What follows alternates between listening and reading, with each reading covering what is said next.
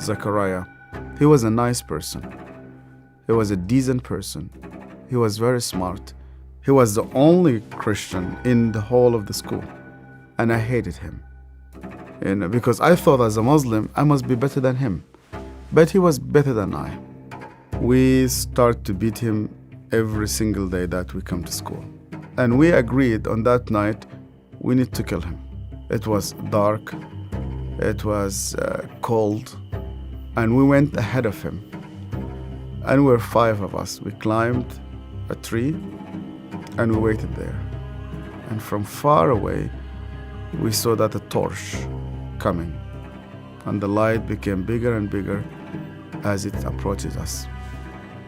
And the minute that he just went under the tree, we jumped at him. He was crying, he was screaming, he was shouting. We broke his arm, we broke his leg. He started to bleed. And because he started to scream and begging for help, I put my hand in his mouth so that no noise will come out of it. Similar when you are slaughtering a sheep, it's just shivering, and the others were beating him. I felt very proud.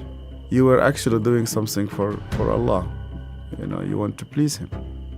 And suddenly, he could no longer breathe, and we could not hear his voice. We left him in the wood between life and death. We went back, you wash yourself, and you pray. And Zechariah never came back. I've never seen him again. I was born and raised up in a very, very fanatic Muslim family. When I was a child, my father brought me to a Quran school. I was only 8 years old, and my father just dropped me there. They shaved my head. We sat in a circle. The shaykh sat in the middle of this circle, and he has a very long whip. I was forced to memorize the Quran. Every mistake that you do, this whip will just come right in the middle of your head. You're not allowed to cry, because in our culture they tell you men never cry. I was crying every single night.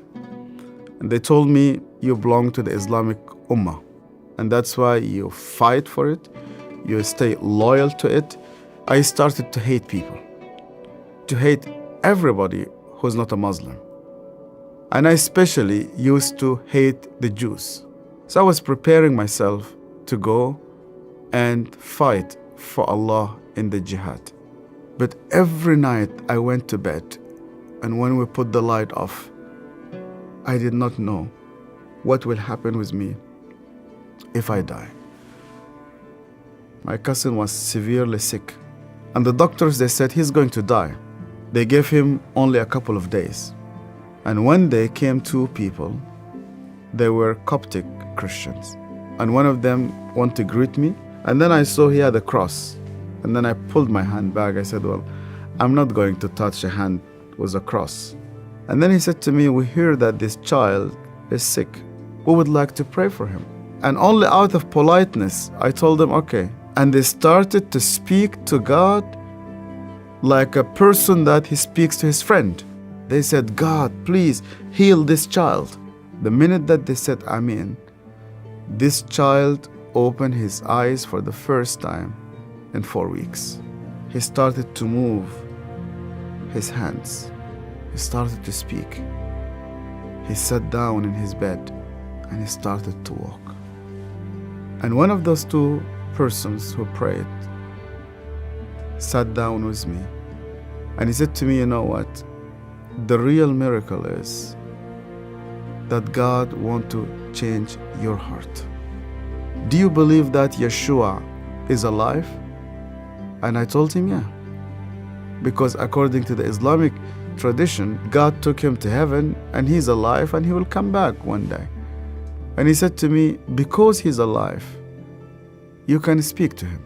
That changed my entire life. And when I started to read the scripture, nobody needed to convince me to love the Jewish people. The only way for Muslims to start to love the Jews is when they meet Yeshua. I loved my family, I loved my father, I loved my mother, and I loved my community. And when I decided to follow Yeshua, my grandfather and my father said to me, "You are no longer one of us." They made a funeral. They invited friends and family. They brought a coffin to the cemetery, and they said, "Our son is dead." To be declared dead with no family, I said to God, "Where are you?" I hear this voice, and this voice told me, "You know that the grave where your name is written, you know that grave is empty. And guess what? My grave is also empty." I went to Egypt for the first time after many years, and I was in a pastoral conference. And one of the Sudanese pastors came to me, it's an elderly man, gray hair, started to speak to me, and he asked me, "Where did you come from?" I told him my story. He started to cry. And then I asked him, "Why are you crying?" And he said to me, "Do you remember me? My name is Zachariah." And suddenly, I remembered him. The last time I saw him, it was in that dark night. I could hear suddenly the way that he was screaming, even though that was 25 years. Suddenly I started to see his broken arm and broken legs. I started to see the scars which I caused him.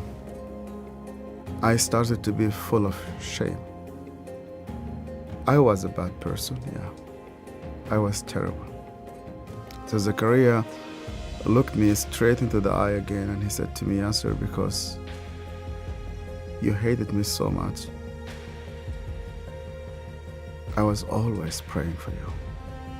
He opened his Bible, and the minute he opened his Bible, I saw that my name was written in the first page. I hated him. He prayed for me. On that day, God confronted me. He said to me, "Even before you start to think about me, I was thinking about you. To love those who hate you, you need someone whose name is Yeshua."